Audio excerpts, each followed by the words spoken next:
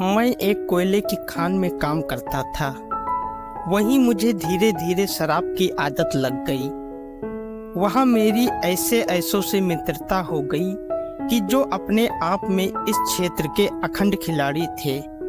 कहते हैं ना, आदमी को एक ऐप पकड़ता है तो दूसरे ऐप भी आने घेरने लगते हैं। सो मुझको दूसरी कई बुराइयों ने भी जकड़ लिया। परिणाम स्वरूप कोयला खान जाते समय होटल में बैठकी भी जमने लगी है। वहाँ खूब खाते पीते और दूसरों की भी सेवा करते। फिर संध्या समय लौटते तो बैठकी होती। धीरे धीरे हाथों में पैसे की तंगी होने लगी। तो एक मित्र राजेश ने कहा, तुम्हें कितने पैसे चाहिए? मैं हूं ना। मेरा चेहरा खिल गया। राजेश ने कहा, चलो प्रताप के पास। कितना पैसा चाहिए? मैं ब्याज में दिलवाता हूँ। मैंने राघव की ओर देखा तो उसने भी सिर हिलाकर पुष्टि की। कभी कभी मैं भी लेता हूँ। कितना ब्याज है? संशय से भरकर मैंने जानना चाहा। देखो, कम पैसे लोगे तो 10%, ज्यादा लोगे तो 8%। भैया ऐसा क्यों? हम भी स्वयं खुद लेते हैं। ऐसा तो सभी जगह है। आखिर उन्हें भी तो बाल बच्चे पालने हैं। फिर कितना रिस्क है? घर से पैसे निकाल कर देते हैं। मजाक है क्या? राजेश ने बात समझाई तो मैं सहमत हो गया।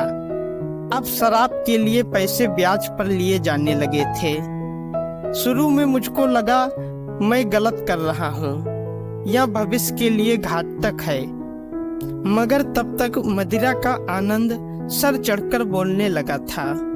मित्रों ने समझाया था, हम लोग कोयला खदान में काम करने वाले लोग हैं। अगर हमें स्वस्थ रहना है तो शराब पीनी होगी। नहीं पियोगे तो हाथ पैर में दर्द रहेगा, काम नहीं कर पाओगे, मन नहीं लगेगा। राघव का उद्देश्य था, आखिर कमाते किसके लिए हो बंधु? क्या बाल बच्चों का पालन पोषण उनके लिए खपना ही हमारा जीवन है? क्या हम कुछ अपने लिए नहीं जी सकते? मुझको बातें जचती थी और वह बातें मेरे मस्तिष्क पर गहरा असर डालती थी। कहते हैं ना, जैसा माहौल वैसा वैसा चढ़े रंग। बस मेरे साथ भी यही हुआ।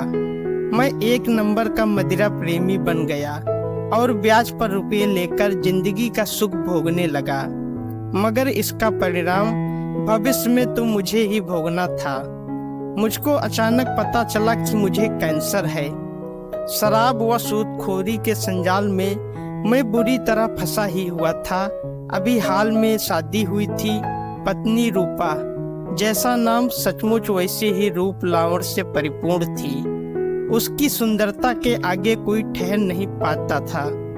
मेरा इलाज कोयला खदान की सबसे वृद्धकाय हॉस्पिटल में होने लगा। इधर शराब का नशा छूट नहीं रहा था। एक दिन प्रताप मेरे घर आ पहुंचा। मैं बीमार लेटा हुआ था। प्रताप आया तो पति का मित्र मान रूपा आगंतुक को भीतर ले आई। भैया, यह क्या सुन रहा हूँ? बहुत दुख हुआ, प्रताप ने दुखी स्वर में कहा। अब क्या कहूँ, कब क्या होगा किसे पता था, मैं बोला। ओह, बड़ी दुखद खबर है। मेरे लायक कोई भी सेवा हो तो कहना। मेरी पत्नी रूपा प्रताप की बातें सुन रही थी। घर की स्थिति खराब होती जा रही थी। राशन नहीं था, पैसे नहीं थे। ड्यूटी पर भी मैं जा नहीं पा रहा था। मैंने कहा, भैया तुमने तो हमेशा मदद की ही है, अभी भी तुम्हारा भरोसा है। हाँ कहो, मैं हूं ना। अब अक्सर प्रताप घर आ जाता, घंटों रूपा से बातें करता।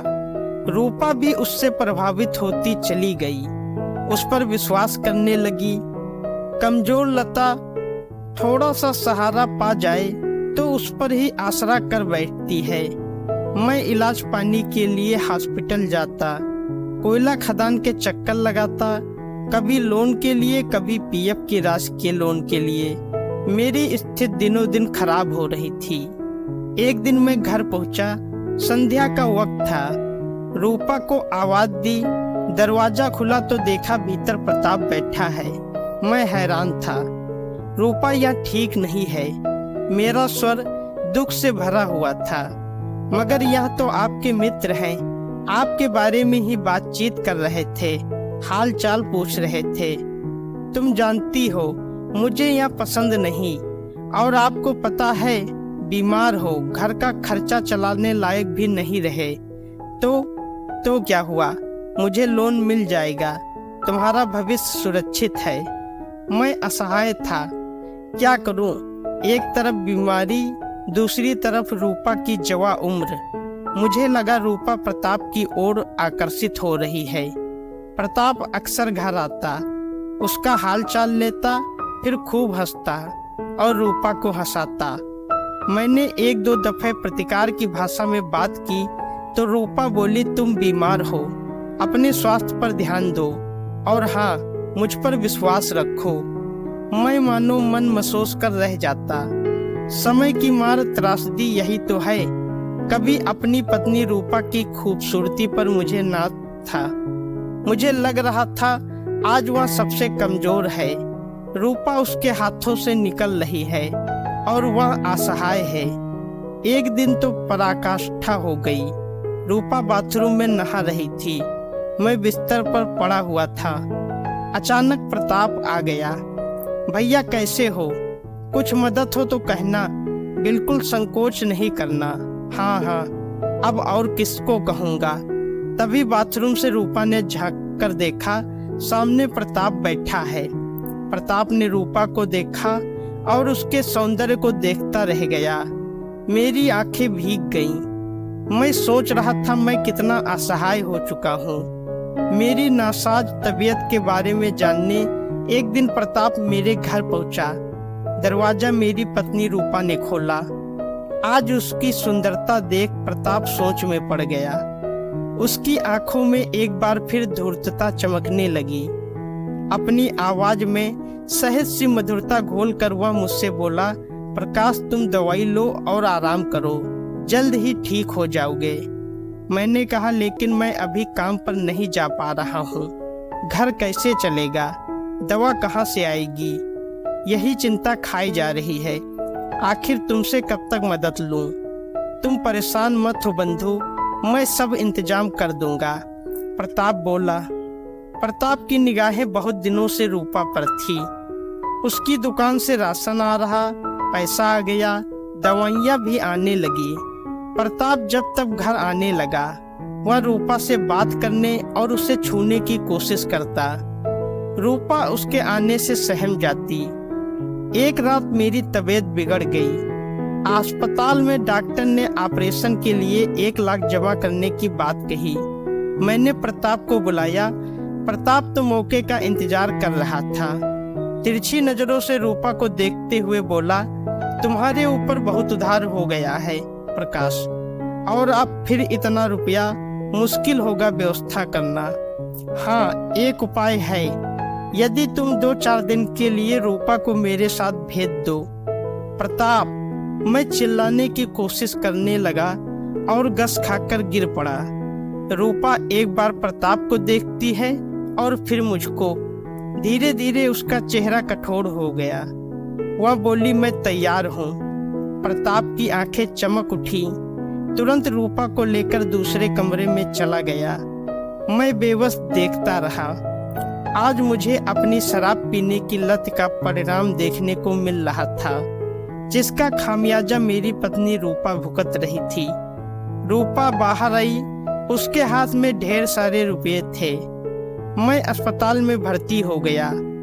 इधर प्रताप जब तक रूपा के पास आता, मोहल्ले में चर्चा होने लगी। 15 दिन बाद जब मैं स्वस्थ होकर घर पहुंचा तो रूपा की लाश पंखे पर टंगी थी।